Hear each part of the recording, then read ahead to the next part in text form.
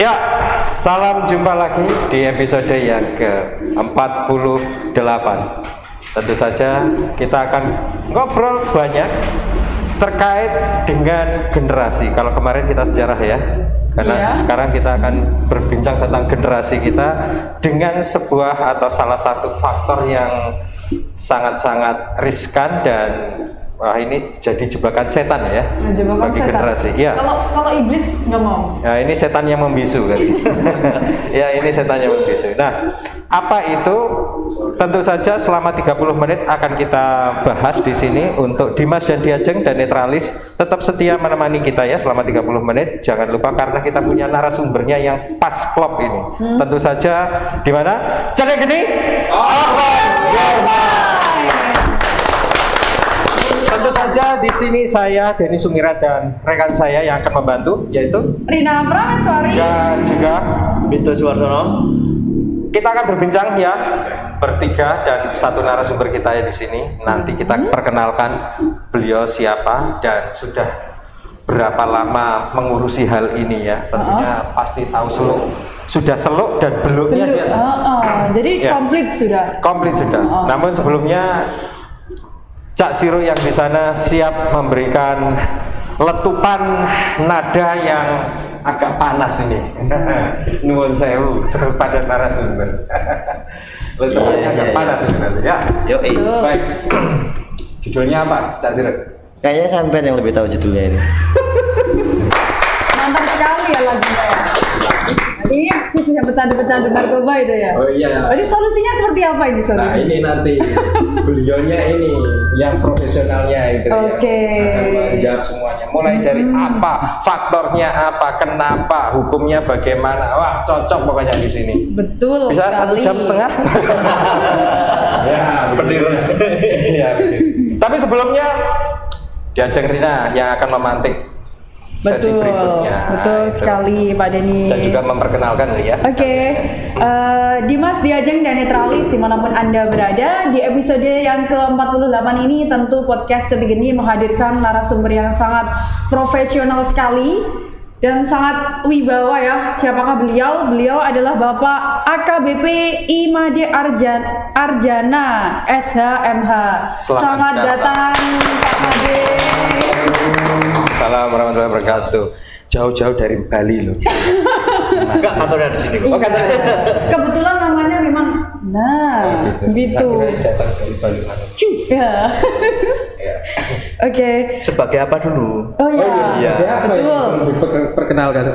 Sebagai narasumber di episode yang ke-48 ini dengan tema milenial sehat tanpa narkoba. Dia adalah kepala BNNK Tuban. Ya. Sudah? Sudah. Oke, sebelumnya kasih aplaus dulu dong. Biar lebih. Aplaus lagi. Aplausnya buat dia sebenarnya. Yang terakhir buat dia nih. Iya. Ada. Ya. Nah, sebelum kita ngobrol lebih lanjut lagi, Pak Made, ada sesi yang harus dilalui nih, Pak. Ya, Ya, namanya adalah sesi Pantikapi, Pak. panti kapi. Sebelumnya sudah tahu, Pak? Belum. Belum. Nah, Semacam screening gitu. pretest ya. Iya. Tes ya. Jadi ada 10 pertanyaan dengan 2 pilihan kata yang harus dijawab secara cepat oleh narasumber Pak Made. Oke. Bagaimana, sudah siap Pak Made? Insya Allah siap. Siap. Oke, langsung saja. Yang pertama, kotak atau bulat? Kota, Pemakai atau pengedar? pemakai, Fisik atau mental? mental, Narkoba atau karnopen? narkoba, Mencegah atau mengobati? mencegah, Medis atau non medis? non medis, Padat atau cair? padat, Ditelan atau diisap? hisap, Legalisasi atau regulasi? regulasi, Nah, yang terakhir nih Pak Made, jadi harus satu banget. Satu. Angele. Oke. Yang terakhir, rehabilitasi atau pidana? rehabilitasi, Rehabilitasi. Jadi lebih memilih solusi ya ya, solusi yang memang dibutuhkan oleh masyarakat gitu ya. Makanya regulasi tadi. Pak Made pilih rehabilitasi, saya pidana. Saya pidana. Kalau dipidana kan langsung itu ya. Pokoknya 11. Iya. Enggak, masalahnya pidana itu kan ternyata belum bisa menjadi solusi. Karena di lapas pun ternyata dia juga bisa beroperasi. Nah, itu nanti isu sensitifnya itu ya. Pak Made, nah sebenarnya faktor apa sih Pak yang menyebabkan narkoba ini sampai sekarang kok sulit diberantas? Itu sebenarnya ada faktor apa sih Pak? Ada berapa faktor ini Pak kira-kira? Terima kasih Marina. Assalamualaikum warahmatullahi wabarakatuh. Waalaikumsalam warahmatullahi wabarakatuh. Tadi sudah diperkenalkan, saya pikir masyarakat Tuban sudah tahu ya. Ini kita sharing ya. Iya, sharing. Saya ucapkan terima kasih dulu, apresiasi kepada teman-teman di Cetek Geni ya, Iya. yang mengundang kami. Ini sekaligus sebagai ya edukasi buat kita semua lah. Ya. Tadi langsung aja di poin. Pertanyaannya, kenapa sulit diberantaskan? Gitu? Kita kembali dulu kepada regulasi ya. Tadi udah regulasi ya. Regulasi kita di sini yang tertinggi adalah Undang-Undang Narkotika 35/2009. Oke. Jadi kalau kita bicara masalah regulasi di situ sebenarnya sudah sangat humanis gitu. Humanis itu artinya begini. Bagi pengedar atau supply pasti cukup berat. Bagi pengguna atau pecandu, pemakai direhabilitasi. Itu semua pasal-pasal udah ada yang ngatur di situ. Kan gitu. Iya. Nah sekarang masalahnya kenapa masih saja ada? Kan? Ada. Iya. Nah, ini kayak lingkaran setan ya. Kayak telur dengan ayam, mana lebih dulu? Iya. Ini nggak bisa di ini. Nah kembali kepada sejarahnya juga. Kalau bicara soal narkoba ini kan tidak terlepas dengan budaya. Tadi juga ada budaya madat atau apa istilah sekarang di zaman digital ini ya hedonis ya lah.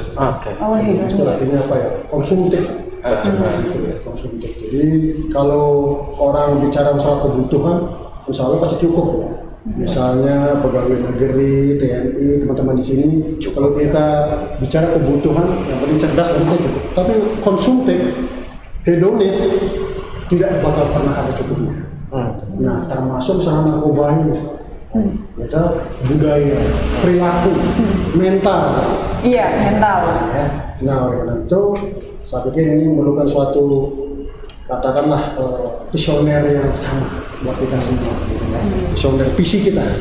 Jadi kalau kami di BNN dengan war on drug itu ya, jadi secara profesional bersama-sama bersatu bergerak, gitu, untuk melakukan P4GN. Nah, itu apa itu P4GN? Pencegahan, pemberantasan, penyalahgunaan, peredaran gelap narkoba. Kenapa mesti gelap? Ada gelap. Iya, ada gelapnya gitu. Padahal narkoba ada gelap. Narkoba ini ada juga legal. Legal artinya dibolehkan. Satu untuk bebas. Nah, ini tertera dalam pasal 4 Undang-Undang Narkotika ya, di 4A tuh. Boleh, tentu dengan pengawasan yang berkompeten. Medis kan dokter, mungkin ya. Untuk jenis-jenisnya itu apa aja sih Pak yang bisa Semua dipakai jenis medis? bisa. Semua jenis bisa dipakai medis. Terukur atau disubstitut istilahnya, pengganti, tidak yang keras. Itu ada expert yang mengatur penelitian gitu ya. Nah Pak Made, ini seberapa besar sih ancaman ya bagi ancaman narkoba nih bagi milenial sampai sekarang karena tadi kan berkaitan dengan faktor. Sekarang seberapa besar sih ancaman ini loh? Milenial. Ancamannya. Jumlah pemakai mungkin Indonesia sampai berapa? Sekarang ini kita lihat dulu data. Diperkirakan katakanlah milenial kita ya yang di era digital ini menggunakan gadget ini udah hampir 100 juta.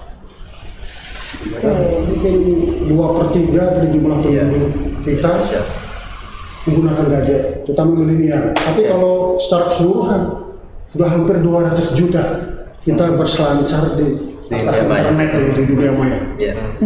Kita tahu bersama kejahatan apapun sekarang ini tidak terlepas dari internet. Iya, termasuk narkoba. Banyak kejahatan narkoba melalui share. Sehingga kami pun di DMN juga menyesuaikan, tentu tidak terlepas bekerja sama dengan stakeholder yang lain. Ya, untuk data tadi gimana Pak Made? Ya? Iya, untuk data pemakai yang begini. Kalau bicara masalah data, memang tidak terlepas dengan stigma dan image gitu ya. Itu kan seseorang yang pecandu atau penyalahguna, ini mereka umumnya secara umum masyarakat menganggap mereka itu sepertinya kriminal gitu ya. Kriminal, dia penjahat. Sampai bilang itu jeblos. Orang yang cipin jeblos. Lebih memilih pidana daripada ini daripada rehab. Penjara pun bukan. Iya, ternyata masih masih mengoperatori. Istilahnya masuk S1 keluar S3 gitu. Tanda petik. Nah, oleh karena itu Pluto aktif ini atau ibarat gunung es gitu ya. Banyak sebenarnya. Kita nggak bisa secara valid mengatakan. Dan kita meyakini itu kembali kepada gaya hidup, perilaku. Masih banyak, terutama yang kalau diukur Tuban psikotropikanya. Kalau di Tuban katakanlah kalau Tuban ya, Kabupaten Tuban dibandingkan dengan provinsi Jawa Timur yang lain, kita itu di pemakaian narkoba itu nomor berapa? Begini, Tuban bukan merupakan katakanlah menjadi sasaran primer gitu ya. Sasaran primer. Ya, sebagai contoh, kemarin kami dengan BNP menangkap sabu-sabu di Jenung itu, di Payung itu hampir 2 kg sabu-sabu dari Jakarta. Tujuannya Madura menuju Surabaya gitu. Ya. Terus berapa bulan ini ada ganja, itu 1,5 kilo ganja di Pareng, bukan di sana, tapi dibawa keluar ke Solo dan kita dilewati lintas saja. Nah, itu pihak BNK kok bisa tahu itu Pak, padahal cuma jalur lewat atau terlintas saja gitu. Kalau kita jujur, kita kembali kepada era global digital sekarang ya, kita biasa. Matanya banyak. BNP. Gitu ya. Padahal cuma jalur lintasan. Itu supply potong itu, sehingga demand pengguna pecandu ya istilahnya tidak ada alasan untuk bisa beli lagi. Artinya bahwa Tuban itu untuk hal-hal yang jenis seperti itu aman ya, masih aman. Insya Allah masih di rata-rata air lah, tapi tetap harus diwaspada karena ini bahaya laten sebenarnya. Bahaya laten. Di bawah masih banyak karena narkoba itu diawali hal-hal yang kecil ya. Bisa menjadi besar kalau kita anggap wah ini aman, apalagi dari yang kecil bisa muncul ya. Pak Made, boleh nggak saya katakan kalau narkoba itu adalah bisnis? Boleh saya katakan begitu ya, bisnis? Anda pernah dengar narkoba secara umum di dunia bisa dipakai dengan proxy war? Proxy war, menggunakan orang lain. Gitu. Narkoba digunakan satu bisa untuk kepentingan politik. Perang, bisnis, iya. Opium ya? Pasti ya. Ada nggak itu bisnis narkoba yang digenerasikan mulai dari bapak, mbah, cucu gitu? Ya sama kan dari Tuban ya. Kebetulan ya saya juga pernah berdinas di DMP. Kita bicara masalah jaringan memang ada berapa yang perlu kita sampaikan. Kemungkinan itu selalu ada. Sekarang kita lihat dulu di mana dulu kan. Nah, kembali kepada teknis kita ya. Tadi ada cyber, ada apa itu bersatu padu dengan penyelidikan di lapangan dan lain sebagainya, masuk ke kami yang sudah menentukan. Kemungkinan itu pasti ada. Kemungkinan masih ada ya. Tumbuh berkembang. Cuman kalau di Tuban rata-rata ini ya pil psikotropika. Psikotropika. Tapi sekarang juga masih ada sih. Masih ada. Menurun atau cenderung meningkat? Di Tuban. Sepertinya kok rata-rata air begitu ada aja terus gitu ya. Termasuk COVID gimana? Gini ya. Fluktuatif gini bro. Ini pas begini kapan panennya?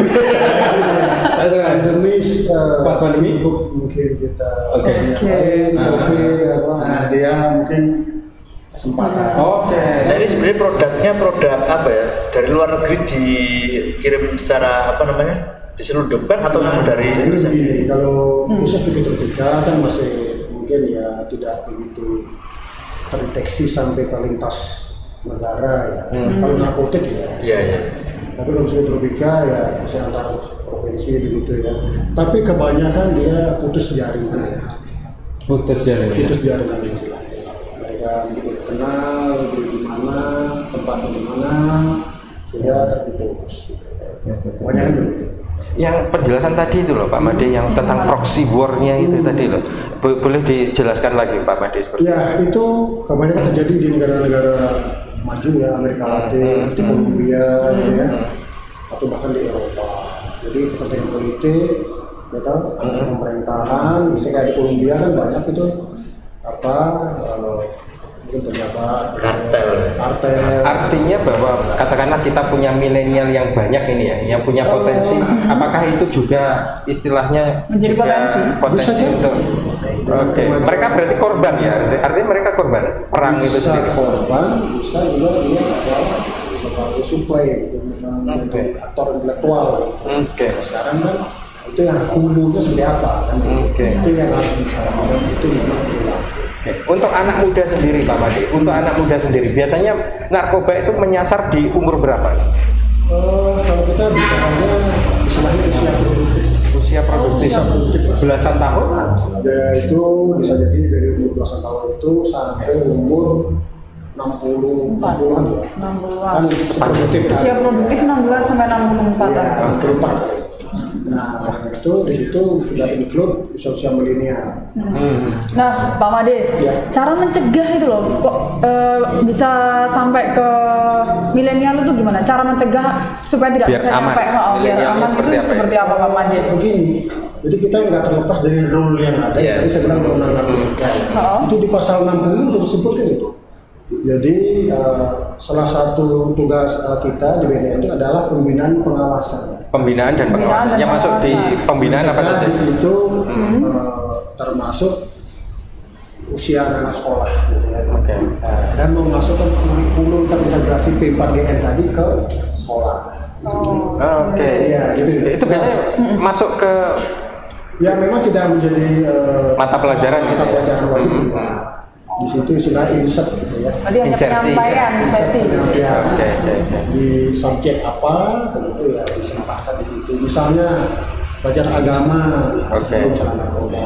Ini udah kita MOU kan dengan teman-teman di Dinas Cabang Provinsi, Dinas Kabupaten, maupun Kemenag. Berarti BNN sering dong ke sekolah sosialisasi. Sasaran kita diantaranya kan usia milenial ya, anak sekolah. Di pencegahan itu. Di pencegahan. Kalau yang tadi ada pencegahan dan apa Pak? Pencegahan dan pemberdayaan masyarakat. Yang satunya ada rehabilitasi. Nah, rehabilitasinya bagaimana ini? Rehabilitasi ini ya tadi itu pengobatan. Ada berapa Pak Made kalau di Tuban yang kena rehab? Nah, begini. Ini yang saya bilang. Sekarang mau lapor apa enggak? Lapor itu tidak dihukum sebenarnya. Tidak dihukum sebenarnya. Lapor itu tidak dihukum?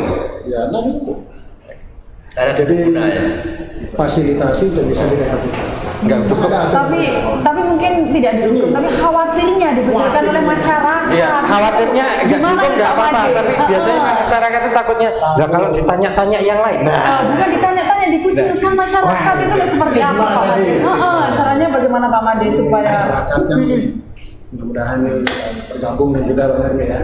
Jadi maksud saya begini, saya bilang tadi undang-undang itu sangat humanis, mana yang harus dihukum, mana yang harus diobati atau direhabilitasi. Misalnya kalau dia terjerat hukum di pasal 127 sudah disebutkan di situ 127 Undang-Undang Narkotik 35/2009. Manakala barang bukti di bawah surat edaran Mahkamah Agung, ada itu surat edarannya. Itu misal sabu-sabu di bawah 1 gram itu bisa direhabilitasi. Cuma proses hukum itu tetap berjalan. Nanti hakim yang memutuskan. Nah itu takutnya mungkin ya itu juga ya masyarakat. Banyak yang paham. Tapi penyidik bisa mengajukan ini kepada misalnya provinsi juga bisa. Ada SOP-nya dulu.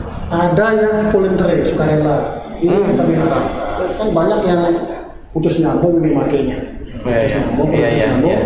Lagi kamu karena nggak diedukasi, nggak diobati, lagi kamu kan begitu. Inilah kami berat lapor. Ini tidak dihukum. Tidak, jangan khawatir. Misalnya stigmanya apa dan bagaimana. Privasi ini kita jaga. Kemudian dia kita edukasi. Kita asesmen, ada asesor kami, ada konselor kami, ada juga perawat juga ada. Lengkap ya? Lengkap sebenarnya. Melihat ketuanya representasi negara untuk melayani masyarakat di bidang katakanlah untuk mendapatkan pelayanan mencari keadilan tentang penyalahgunaan narkoba. Ya, oke. Memang kalau melihat data di lapas itu kan hampir separuh dari penghuni lapas itu rata-rata narkotika. Jadi untuk tindak pidana lain itu sangat-sangat sedikit barangkali. Lebih sedikit dari narkotika ini sangat banyak. Artinya di Tuban ini cukup besar. Termasuk yang banyak obat-obatan tadi ya. Iya. Yang disangkakan undang-undang kesehatan, undang-undang nomor 36 2009. Itu tentang penyalahgunaan kefarmasian, penyalahgunaan obat-obatan. Atau psikotropika. Artinya dia mestinya mengkonsumsi itu pakai resep dokter. Ya, resep dokter sesuai aturan pakai begitu ya. Tapi dia salah gunakan, bahkan diedarkan, dijual tanpa izin, tanpa hak. Apalagi ada kasus juga sudah memasuki anak-anak sekolah, jualannya di sekolah. Jualan di double L itu. Iya, sudah banyak. Kalau di Tuban sendiri selain kemarin kan ada karnopen banyak itu, ada lagi nggak yang terbaru? Temuan terbaru mungkin? Karnopen memang termasuk psikotropika, obat keras. Tapi udah dilarang lama sebenarnya, cuma kan oleh oknum disalahgunakan. Nah sejak 2019 akhir ya, itu sudah masuk narkotik, jadi golongan narkotik yang disebut PCC, paracetamol, kafein, karisoprodol. Dia masuk golongan 1. Jadi kita menyimpan, memiliki, menguasai tanpa hak itu udah bisa kena ya. Kalau dulu belum bisa. Kalau dia masih termasuk golongan obat, kita pegang aja belum bisa dihukum. Terus kalau sekarang belum bisa dihukum gitu. Ada anak-anak sekarang itu yang nge-lab itu. Itu masuk adiktif. Adiktif. Enggak, itu enggak masuk. Jadi udah muat lah gitu ya. Termasuk mungkin termasuk tua gitu kan itu adiktif ya. Bisa enggak masuk ke sana ya berarti. Enggak masuk. Cuma kalau tua kan karyawan lokal ya, itu di Perda kita diawasi dan dikendalikan. Boleh, cuma terkendali. Ya, jangan sampai berlebihan. Jangan sampai kan itu. Nah sebenarnya kalau misalkan pil tadi ya kayak pil karnopen itu artinya dia mendapatkan dari apa ya, dari apotek atau dari mana, dari toko? Ya itu tadi saya bilang kan putus jaringan itu ya. Jadi oknum atau pelaku luar biasa ya saat ini. Luar biasa. Ya artinya modus operandinya maksudnya putus jaringan itu. Sehingga aparat keamanan lumayan kadang-kadang kesulitan juga ya. Jadi kita nggak sambil ke hulunya gitu, putus di tengah-tengah. Nah oleh karena itu kita berharap untuk kerjasama seluruhnya begitu ya, masyarakat terutama di mana berada ya gitu ya. Silakan lapor ke kita, bisa ke teman-teman kepolisian bersama-sama kita tidak lanjut kita cegah. Nah. Kalau dia memang ada barang bukti yang cukup, gitu, bisa dihukum. Gitu. Kalau dia nanti dibawa surat narkoba agung, bisa tetap direhabilitasi. Kalau tanpa barang bukti apalagi bisa direhabilitasi apabila dia setelah diasesmen memenuhi syarat untuk itu. Biasanya kan ada ini Pak, ada modus pencucian uang. Itu seperti apa ini ya gambarannya? Ini begini, itu biasanya kategori kejahatan yang lintas negara antar provinsi. Gitu. Jadi dia menggunakan berbagai macam cara, diantaranya hasil kejahatan itu disimpan di suatu rekening tertentu, bank tertentu, atas nama orang lain, beli mobil atas nama orang lain, beli rumah atas nama orang lain. Nah itu apabila ketangkap, itu kita telusuri.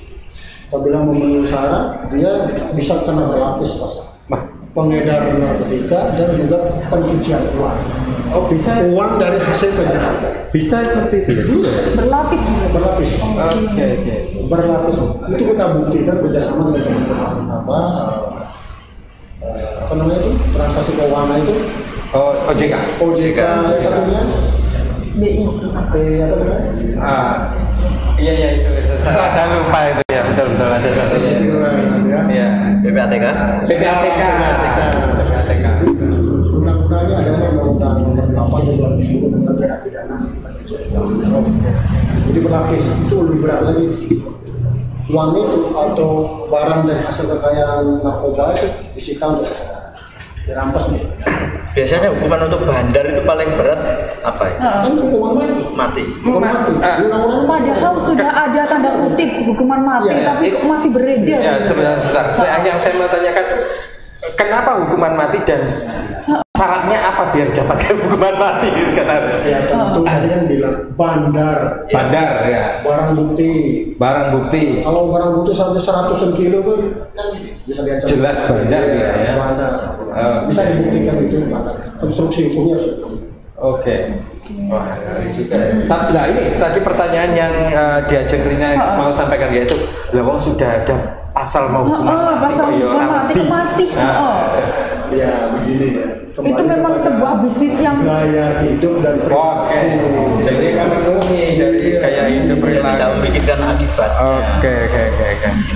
Wah, mantap ya. Lagi-lagi ekonomi ya. Lagi-lagi ya. Ekonomi ya.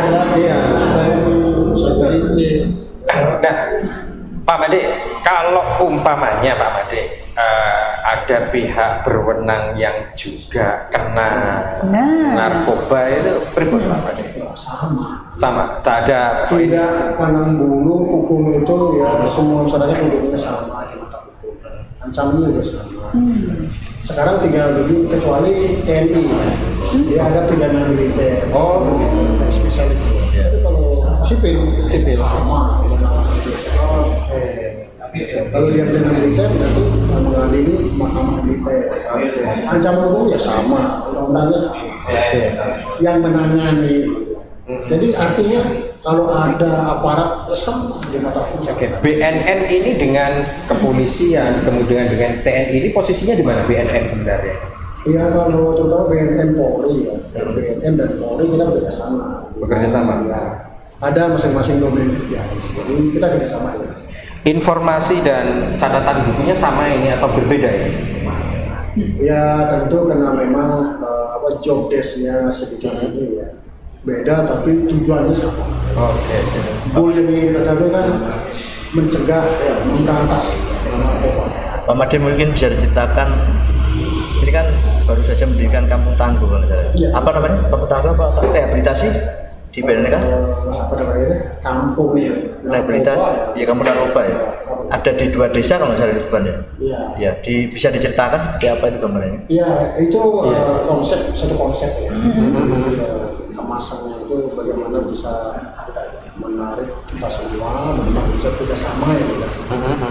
Goal yang kita capai di situ secara efisien bisa ya minimalisir perdagangan narkoba, tangguh narkoba. Ada desa bersinar. Desa bersinar narkoba. Oh. Nah, tahun ini kita ada 2 pilot project ya, yaitu di Sojo Secara ya di Sugian Jatirogo. Jadi kami ambil wilayah batas Barat dan Madura. Aksen tadi rencana sudah tetap. Itu kita lakukan advokasi ya. Itu untuk ini rehabilitasi berarti ya? Mencegah. Tapi kalau ada hal yang pecandu pengguna, nah itu diadakan konseling singkat di sini. Izin boleh bertanya Anda? Ya. Kalau untuk ngapunten ya, kalau ini pemikiran orang awam ya, ketika nanti kita mungkin ada keluarga kita atau saudara kita yang kena narkoba, pengguna kan tadinya katanya direhabilitasi. Untuk rehabilitasi itu seperti apa? Apakah bayar atau seperti apa? Begini, pengguna itu ada 2. Pengguna atau pecandu, katakan penyalahguna atau pecandu dalam proses hukum dan non proses hukum. Dua-duanya ini ya, Pak Made? Ini kan 2 begini. Ini semuanya bisa direhabilitasi. Oke. Yang dalam proses hukum yang saya sebut tadi, lihat dulu barang bukti. Oke. Gitu kan, harus dibawa surat edaran nomor 4 tahun 2010 itu. Sabu di bawah, ganja di bawah 5 gram. Nggak boleh banyak, kalau dia sampai kiloan, nggak mungkin pengguna. Nggak mungkin pengguna. Itu kan istilahnya tertangkap tangan sesaat setelah menggunakan. Oke. Ya makanya sabu kan di bawah 1 gram ya atas lah. Memang sudah diteliti sedemikian rupanya. Nah ini bisa direhabilitasi melalui proses hukum. Jadi penyidik mengajukan kepada BNN karena tim terpadu ada di desa. Nah itu tadi bayar apa enggak? Kemudian yang bayar apa enggak? Non barang bukti bisa sukarela dana. Yang jelas itu semua gratis. Gratis. Jadi saya akan naskan di sini. Di BNN tidak ada bayar untuk rehabilitasi. Oke. Ya. Saya garis bawah tidak ada bayar. Buat teman-teman yang sembuh dulu. Laporkan. Singin sembuh ya, jangan takut. Ayo sembuh. Ayo sembuh. Pak Denny sudah sembuh? Tidak pada narkoba. Ya, say no war on to drug. War on drug, ya. War on drug. Terus untuk itu dan narkoba ini kan banyak macamnya ya. Ada sabu-sabu tadi, ganja. Terus untuk efek negatifnya itu apa? Kenapa dilarang? Kenapa jangan sampai menyentuh narkoba ini? Jadi narkoba itu secara umum memang efeknya adalah merusak ya. Merusak. Jadi membuat kita menjadi mental kita menjadi tidak baik lah gitu. Jadi bodoh, tidak cerdas, jadi sakit yaitu jadi kecanduan. Gitu ya. Kemudian secara perilaku juga kan berubah ya. Bisa halusinasi, bisa menyebabkan kecelakaan orang lain, bisa paranoid yang berlebihan.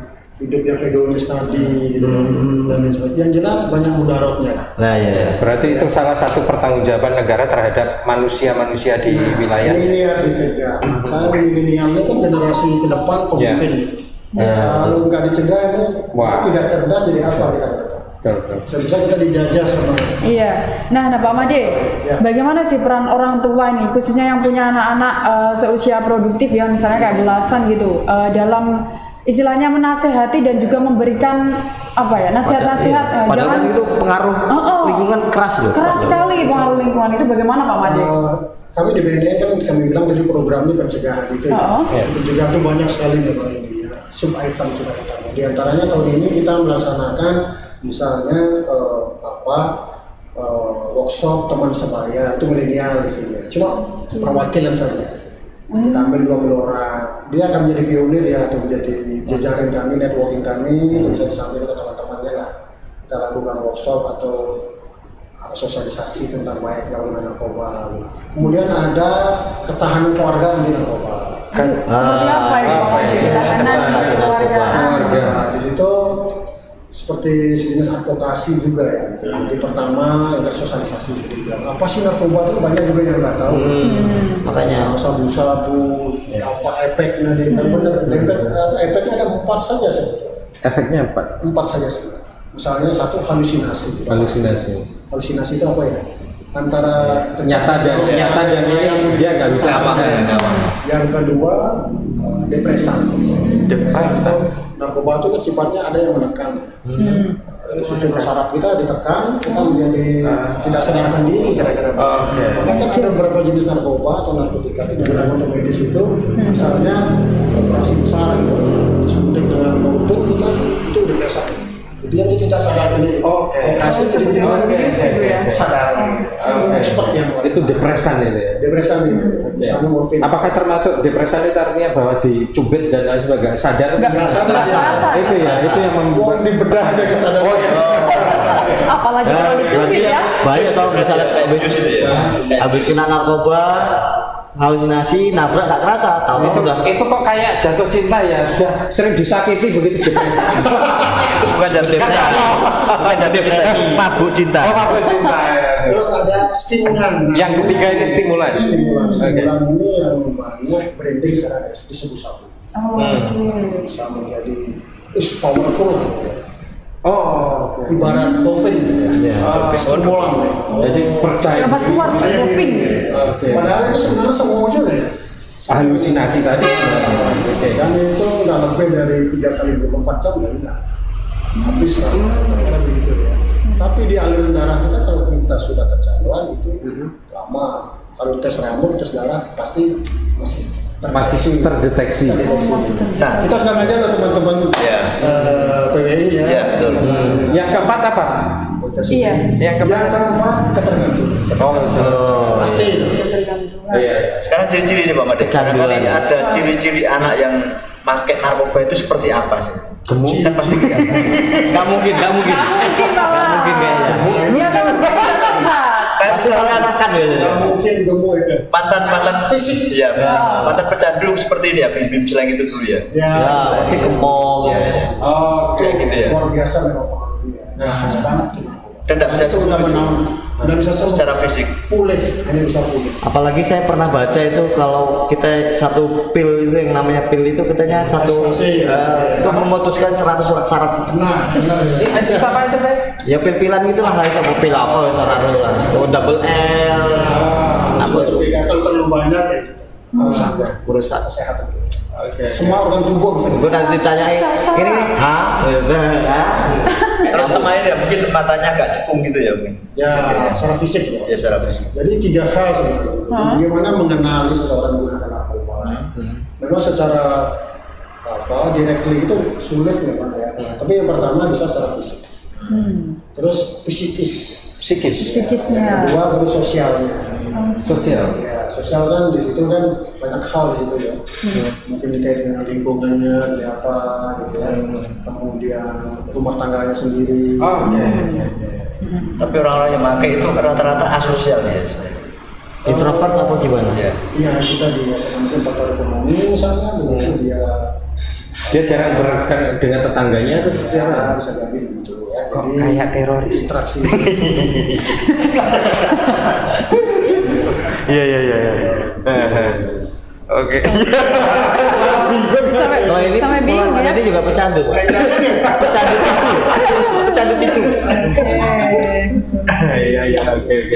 Menarik sekali ya. Jadi mulai dari apa itu faktor-faktornya, kemudian seperti apa hukumannya, apa itu perbedaan pecandu dan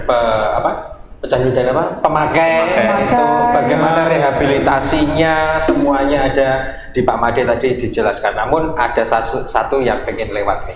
Apa itu? Diajeng Rina yang ingin menyampaikan. Monggo diajeng. Siap, terima kasih.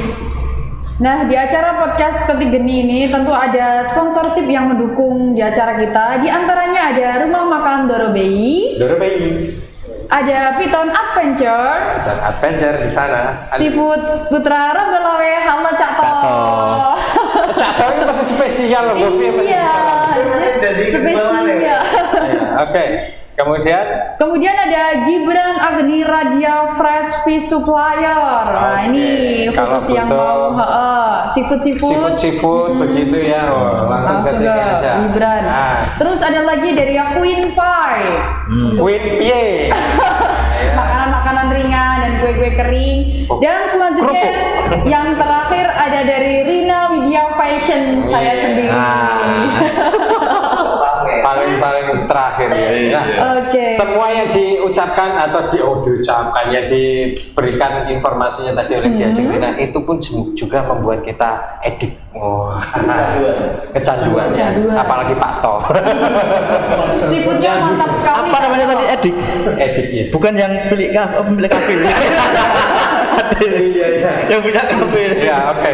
Kita lanjut ya, Pak. Kita lanjut dengan perbincangan kita dengan Pak Made. Nah, Mas Bibit ada pertanyaan? Barangkali kalau saya lebih secara tes urin itu seperti apa keakuratannya untuk mengetahui Jadi tes urin itu screening awal. Ya. Itu screening awal. Screening awal untuk mengetahui kemungkinan dia menyalahgunakan. Oke. Masih ada tindak lanjut lain apabila itu memang dalam proses hukum. Tapi dalam hal pencegahan itu murni memang tidak ada kaitan hukum.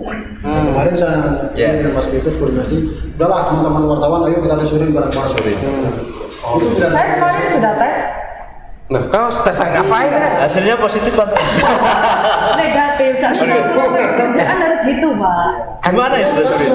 Di BNN kan? Kerjaan salah satu harus bebas narkoba. Iya. Kalau wartawan itu kan cowok-cowok ya. Ngetesnya. Ada ceweknya. Oh, ada cewek. Ada. Enggak berbeda ya. Iya. Coba Pak satu kali masuk ke BNN kan? Kita ada ininya ya, tester. Iya. Baik, Pak Made, ada yang mengatakan bahwa sebenarnya pengedar itu malah nggak memakai. Benar apa enggak ini? Iya. Pada umumnya mereka seperti pisau. Seperti pisau. Mengedarkan dia, maki dia, incip-incip dia, cari uang ya. Oke, semuanya berarti ya dia. Ya enggak semua, tapi rata-rata begitu. Soalnya soal itu kan lingkungan istilahnya. Kata jobnya dia. Iya. Mungkin dia nggak izin. Karena kalau kita sudah positif. Jelas. Tuh ya, Dimas Diajeng dan Netralis ya, belum tentu loh. Yang namanya pengedar itu nggak mungkin kan? Nggak pakai. Icip-icip ya. Namanya juga produknya. Ini produknya bagus apa enggak?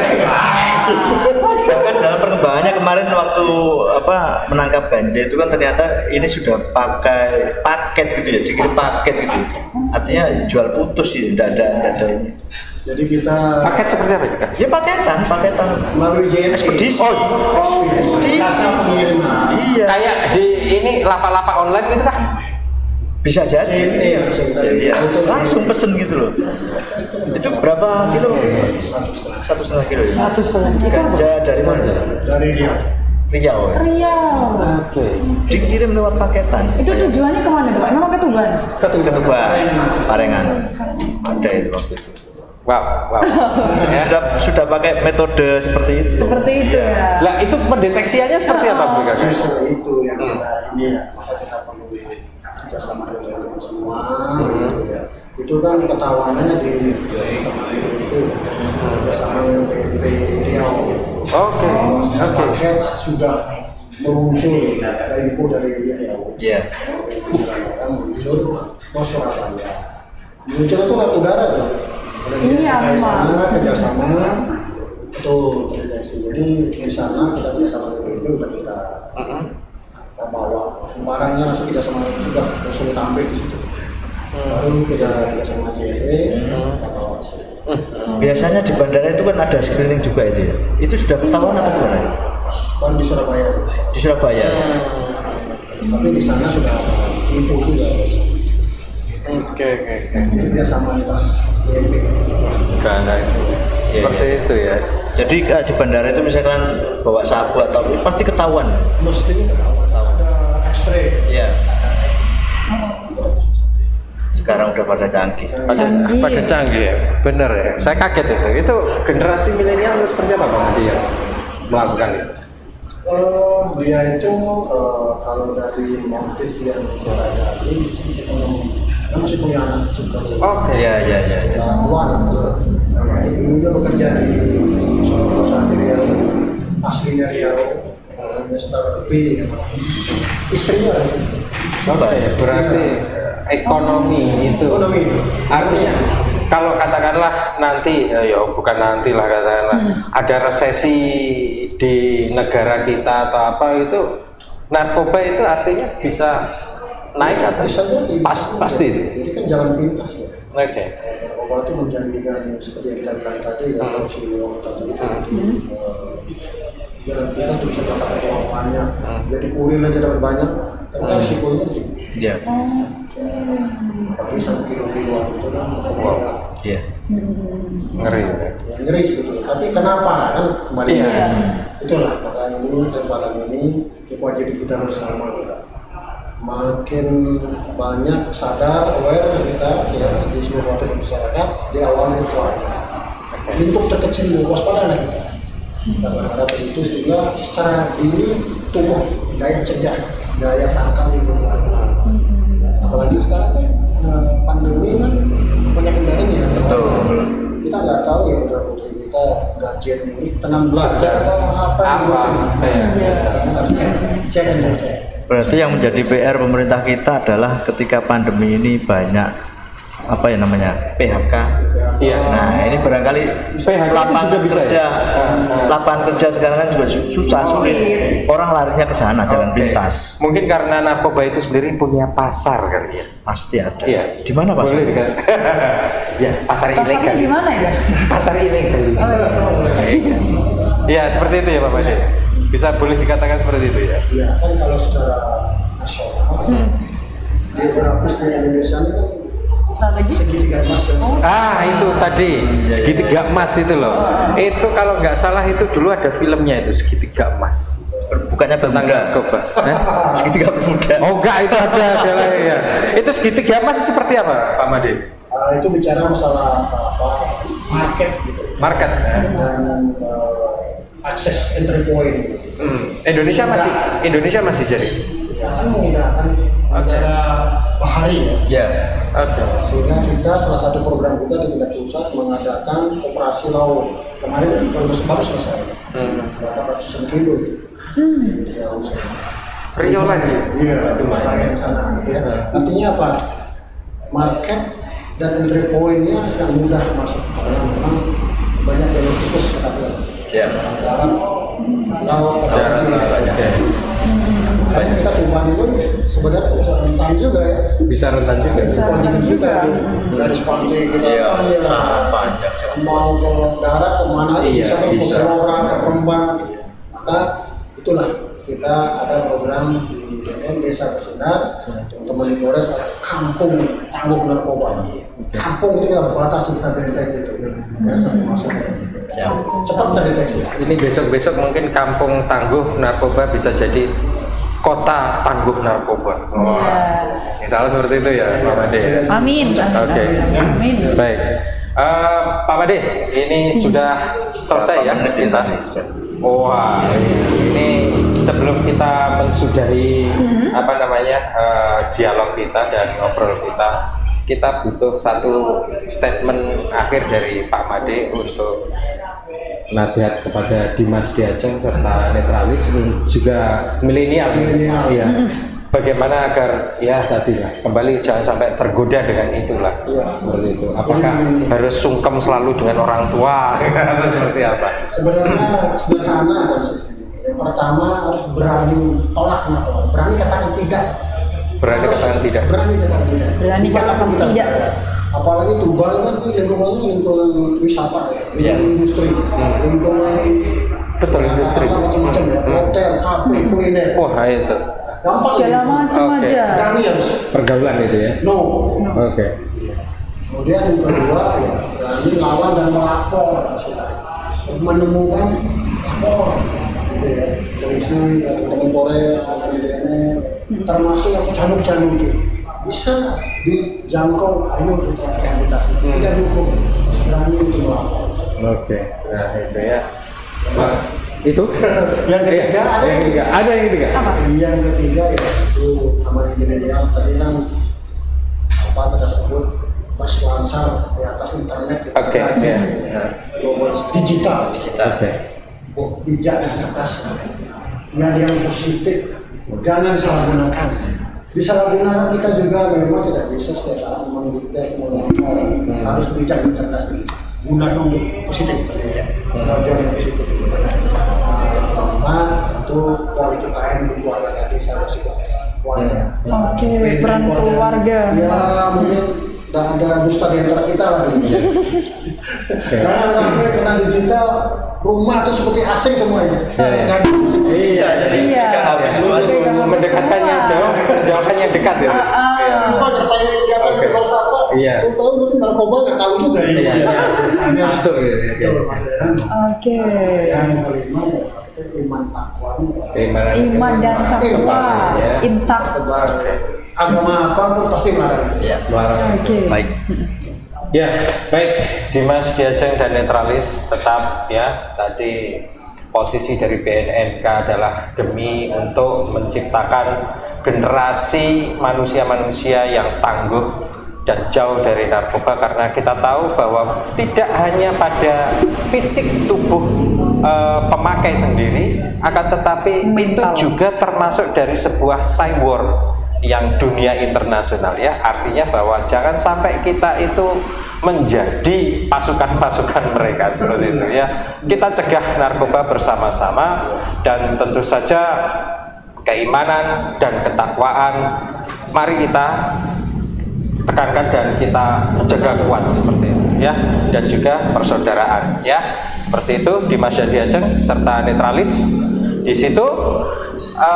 Sampai jumpa di episode selanjutnya, episode yang lebih nanti kita akan berbicara tentang Tuban dan sekitarnya. Saya Denny Sumirat serta Itu Suarsono dan Rina Prameswari undur diri. Kita akan berjumpa lagi di episode selanjutnya. Tetap di Cedek Geni. Sampai